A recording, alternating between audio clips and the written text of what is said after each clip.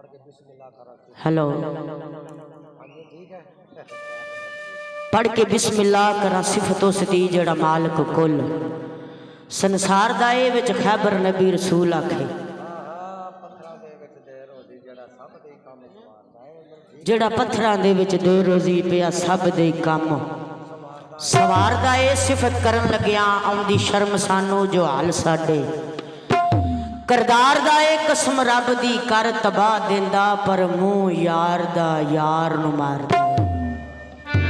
ते कौन किसे गुलाम दा किस्मत लियावे टोर दाना पानी भी किस्मत दा हाथ कादर दे डोर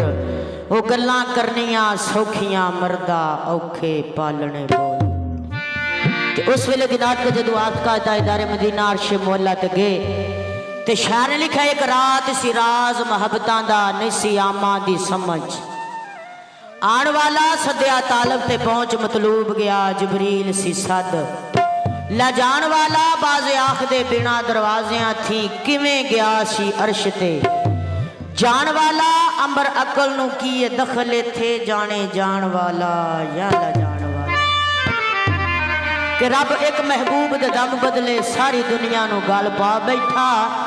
ऐसा यार दा देश पसंद आया हो अपना घर भी उथे ही बना बैठा पूरा मलैक सरकार दे रस विच खड़ियां सरकार दा इस्तकबाल करदियां ने बोल पेश करदियां लैना देना बरात दा मेले जग जिउंदियां दे खैर होए।